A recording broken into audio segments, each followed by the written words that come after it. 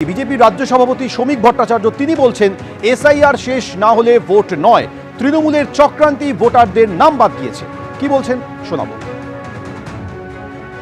দেখুন, প্রত্যেক রাজনৈতিক দলের অধিকারও আছে কথা বলার। আমরাও তো বলছি নো এসআইআর নো ভোট।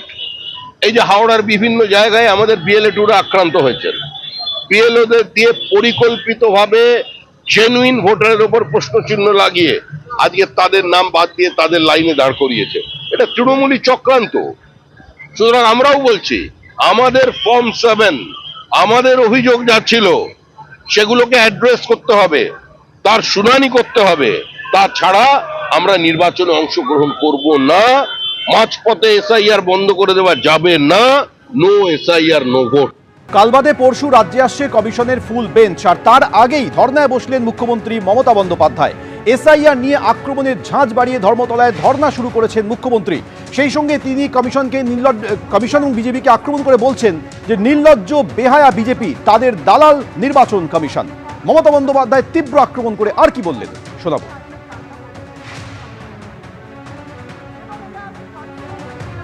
যে 22 জনকে এই এসআইআর লিস্টে লজিস্টিক্যাল ডিসক্রিপেন্সি বের করতে গিয়ে মৃত ঘোষণা করেছেন, কিন্তু তারা জীবিত আছেন। আর কিছুক্ষণের মধ্যেই তাদের আমি মঞ্চে হাজির করব। এসআইআরে মারা গেছে এরকম দিল্লিতে যারা গেছিল তাদের 8টা পরিবারও আসবে, তারাও এখানে বসবে। কিন্তু যারা বেঁচে আছেন অথচ মৃত হিসেবে ঘোষণা করেছেন, লজ্জা রাখার জায়গা নেই। নির্লজ্জ বেহায়া বিজেপি পার্টি অ্যান্ড তাদের দালাল কমিশন। মনে রাখবেন, আমরা ইঞ্চিতে ইঞ্চিতে কাজ করি, তাই আমরা খুঁজে বের করি। তাদের আমি এখানে প্যারেড করাবো। আজকে কলকাতাতে কার জন্য ধর্ণা? বেকার যুবকের জন্য না, শিল্পের জন্য না, কৃষকের জন্য না, নারী সুরক্ষার জন্য না, শিক্ষার জন্য না, স্বাস্থ্যের জন্য না, আরো বন্দর, আরো বিমানবন্দর, আরো রেল লাইনের জন্য নয়। মমতা ব্যানার্জি কলকাতাতে বসে আছেন ধর্ণাতে বাংলাদেশি মুসলিম অনুপ্রবেশকারীদেরকে বাঁচানোর জন্য।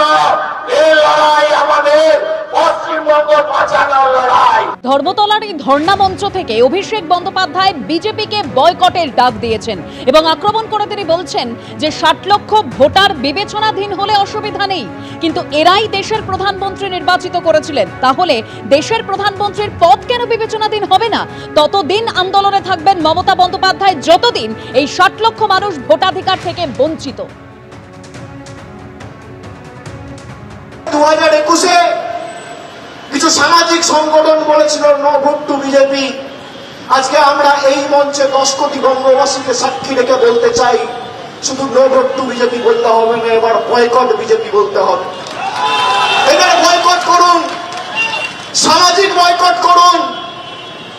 এখানে যারা বিজেপির বিধায়ক নির্বাচিত হয়েছিল আজ থেকে 5 বছর আগে, মানুষের ভোটে নির্বাচিত হওয়ার পর এরা দিল্লির তাবেদারি, কৃতদাসত্ব আর তল্পিবাহকতা করে মানুষের জলের, রাস্তার, বাড়ির টাকা আটকেছে। এবিপি আনন্দ, এগিয়ে থাকে, এগিয়ে রাখে।